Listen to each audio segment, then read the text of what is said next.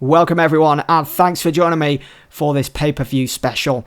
It's AEW Blood and Guts here on TEW 2020. This is the Blood and Guts buy-in. So we begin this pay-per-view special with the pre-show, kicking off the Blood and Guts buy-in.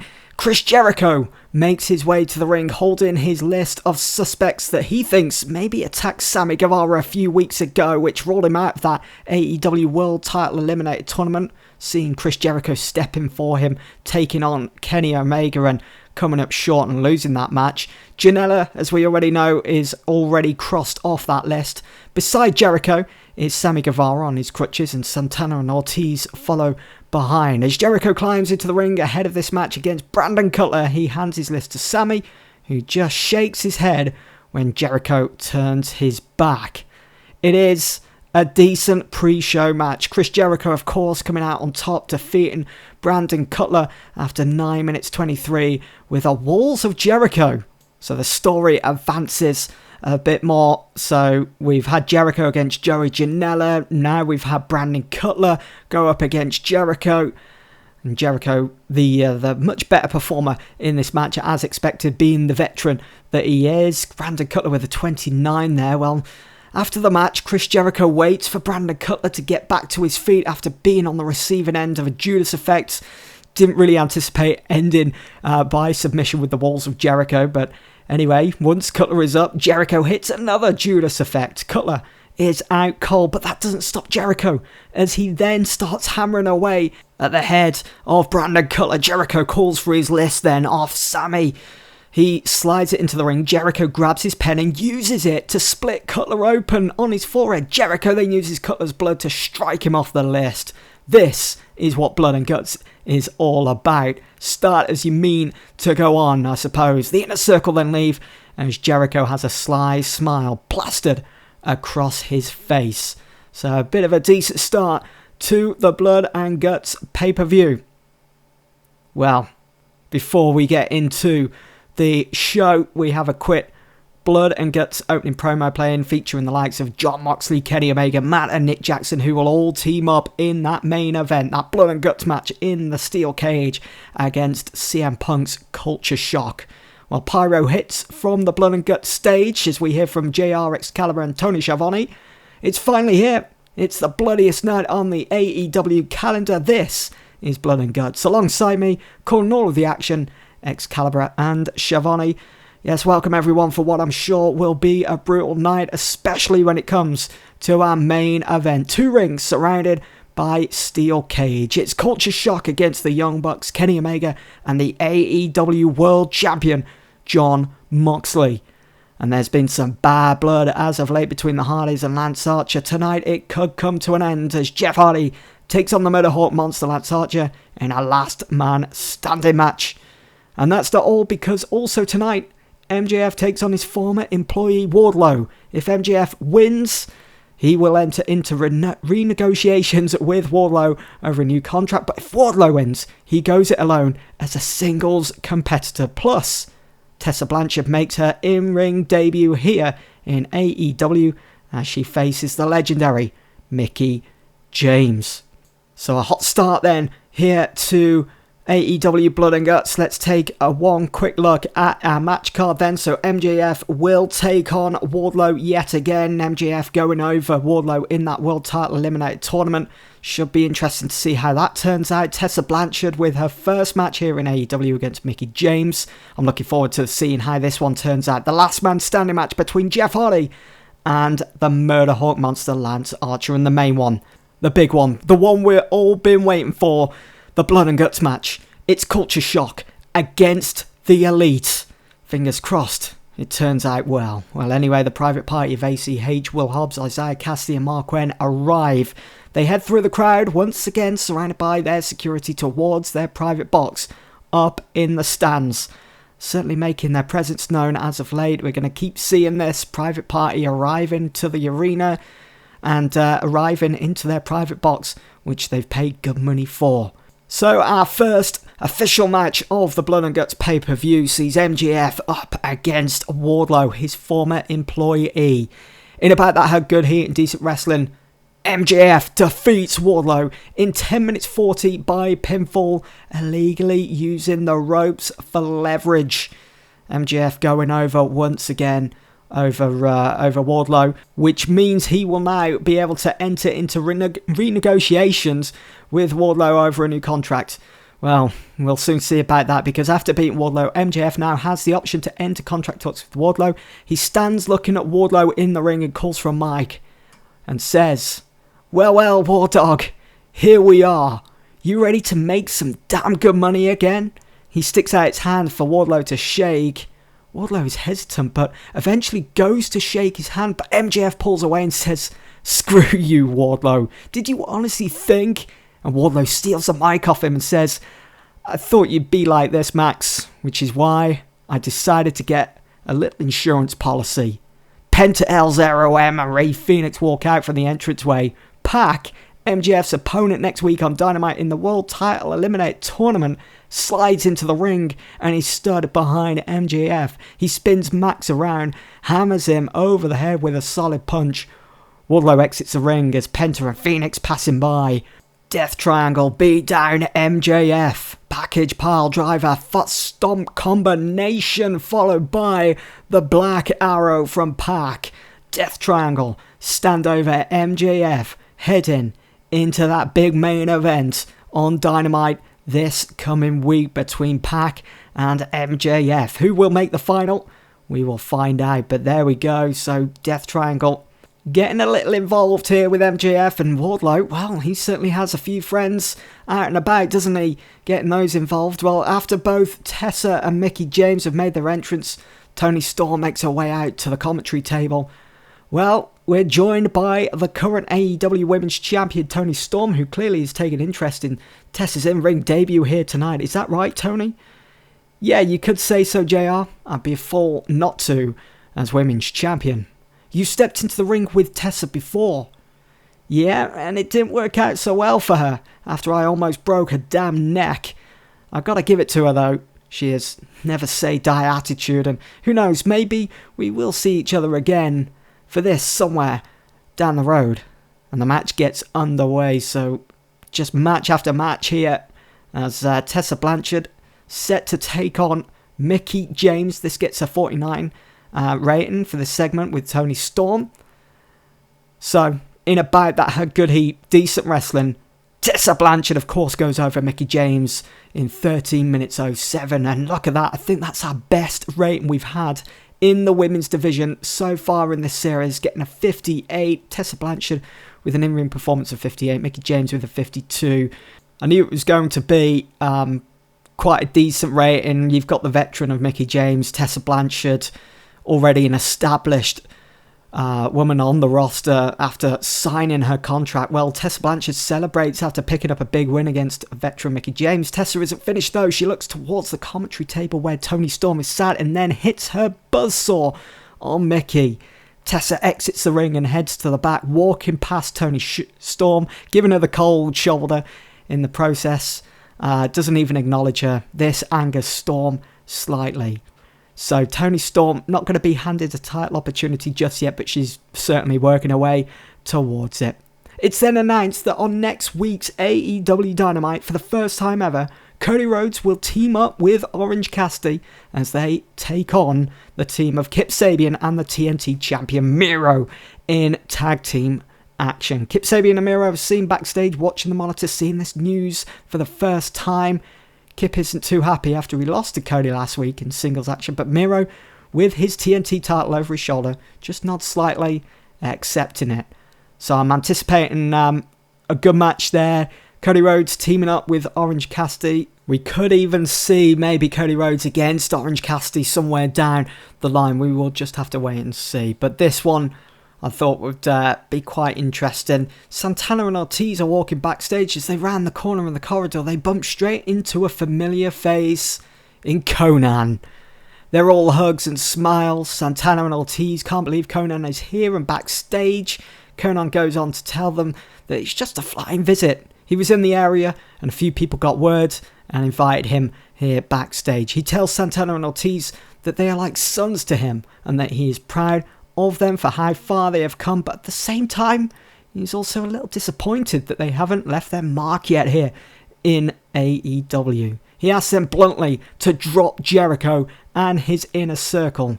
He knows Santana and Ortiz are capable of more, then finishes with a see you around. So Conan introducing himself to AEW here. How long is he going to be around for? We'll just have to wait and see. Santana and Ortiz left thoughtful. I mean, it's all falling apart for Jericho at the moment, it seems, with his inner circle. Sammy Guevara not too happy with the way things have been going with this list that Jericho has at the moment of potential suspects that could have attacked Guevara. Ideas planted now in the heads of Santana and Ortiz that could sway them elsewhere. Could potentially believe in Chris Jericho all alone. As Lance Archer makes his entrance, Jeff Hardy looks to begin proceedings early, attacking Lance from behind with a steel chair. The ref has no other option than to get this last man standing match underway. Really good segment rating there with a 70. Jake Roberts helping Archer during the segment. You can just imagine him acting crazy, can't believe what he's seeing, as Jeff Hardy took the initiative, attacking Lance Archer from behind during his entrance. And in about that had good heat, decent wrestling. Jeff Hardy defeating Lance Archer in a last man standing match in 11:44. Lance Archer could not beat the count of 10 after a swanton bomb. It was a difficult decision to put Jeff Hardy over here, as I wanted Lance Archer. Lance Archer needs to be doing a bit more for me on this roster, so I think we're going to take this opportunity now for Lance to go away maybe for a month or two, and then when he comes back, he's just going to tear things up. We all remember his debut in AEW in real life, the way he came in, and he was a proper monster, and those vignettes with Jake the Snake, we need to bring that back. We need to bring that Murder Hawk monster back and challenging for the world title maybe somewhere down the road. And it advances the story as well with Matt and Jeff, because after the match, Jeff celebrates his victory. He's clearly hurting though after taking a stump bump, although I forgot to put it in the road agent notes. Finding it difficult to stand after going through hell, Matt Hardy is out and gives his brother a hand, helping him to stand. Matt and Jeff Hardy stand tall at the top of the entranceway. What next for the Hardys here in AEW? Well, I think the natural thing to do now is go down the route of maybe challenging for the tag team titles at some point, or just being in tag team action, as we all know what they are, what they're capable of doing. We probably won't see them on the next episode of Dynamite, maybe the week after. We'll have to wait and see. But anyway, we head outside where we see the three, Hangman Page, Dax and Cash, standing together along with Tully Blanchard. Dax goes on to say, "Seems you boys of Private Party are having a great night. Don't let us spoil it though." Dax turns towards Cash and Page, who are both now holding baseball bats. They start to walk towards the Private Party's private limo. The driver tries to stop the three, and Dax kicks him in the midsection and throws him into the limo head first, knocking him out. The three nod at one another and begin to destroy the limo with their baseball bats. The mirrors get knocked off, the side windows are put through. Page gets up on the hood and smashes the windscreen, glass everywhere. Tully says to the camera, "Fear us."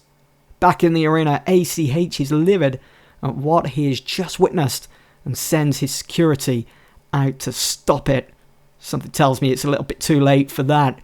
So the three of Page, Harwood, Wheeler, and even Tully Blanchard attacking the Private Party's private limo.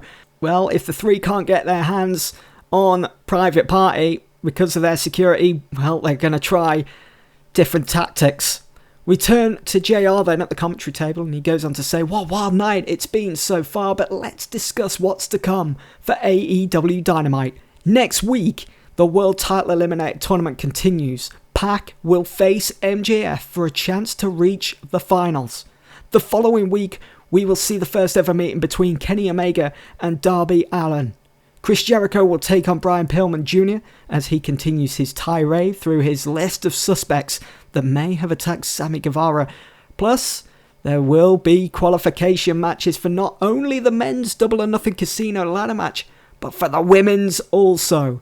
The next few weeks are going to be insane, and I hope you join us." So yes, Double or Nothing, it is the I like to think of it as the equivalent to WrestleMania. It's the biggest show of the year, and we are going to have 2 ladder matches, casino ladder matches at Double or Nothing. Tension builds ahead of the main event then this evening, the Blood and Guts match. Steel cage wraps the ring, steam rises from all corners.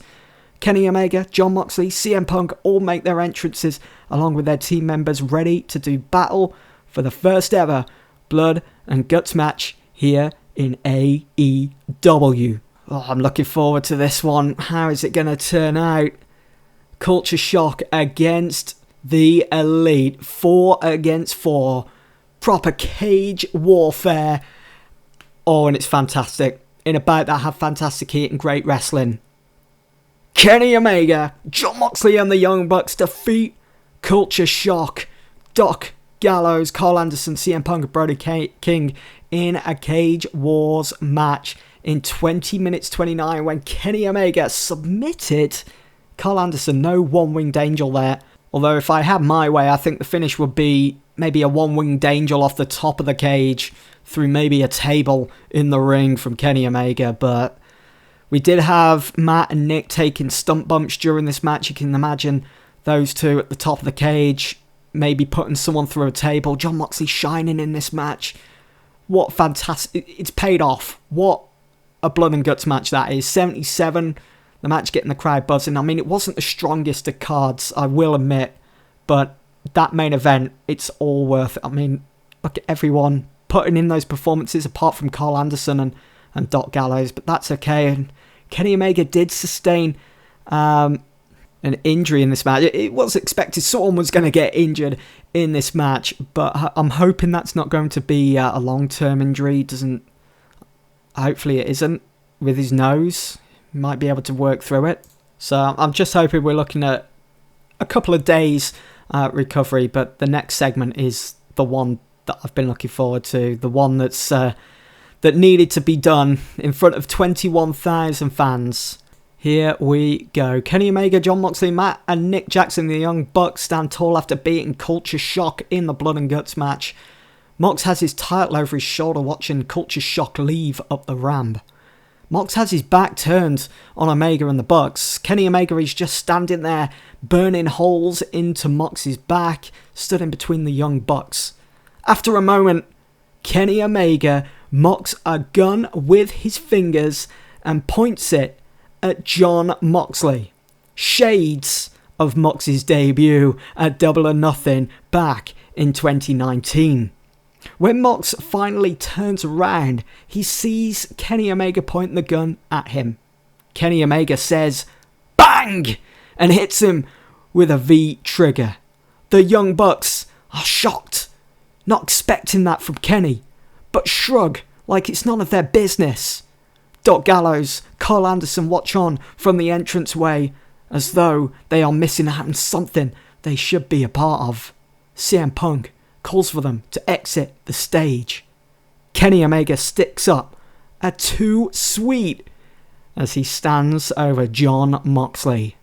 Matt and Nick are a little surprised by this, but eventually join in as Blood and Guts comes to an end. Oh man, I can't tell you guys how much I've been wanted to pull that number out with Kenny Omega pretty much copying what Jon Moxley did to Omega back at Double or Nothing back in 2019. I've been waiting so long and I felt Blood and Guts was the perfect time because Kenny Omega's still in this AEW World Title Eliminator Tournament, and our next pay-per-view is the big one. It's Double or Nothing. I think you probably know where this one's going, but to me it seems like perfect AEW booking. We get a 74 overall rating with that. I'm happy with that, simply because it wasn't the longest pay-per-view. I think it only went on for about an hour and a half, pushing almost 2 hours. So it was shorter than AEW Dynamite. So yeah, I've got to be happy with that. Being on the All Elite Network as well. So things are looking really good. I'm really excited for the next couple of weeks. I mean, Double or Nothing will be in May. I think it's the third week of May. So we've got the whole of April to build Double or Nothing. We've still got those final world title eliminator tournaments to be done between Pac and MJF, and also Kenny Omega and Darby Allin. Those two main events, I'm sure, over the next 2 Dynamites are going to absolutely kill it. We've got the build between the Young Bucks and FTR once again for the World Tag Team titles, the TNT Championship as well. Who will face Miro for that? And Chris Jericho, what's happening with his inner circle? There's so many questions. And let's not forget the qualifiers for the men and women's casino ladder matches to take place at Double or Nothing. The next few weeks going to be insane, or I should say the next few episodes going to be incredible. But that's it for Blood and Guts. Hope you guys have enjoyed, and I'll see you all soon for the next one.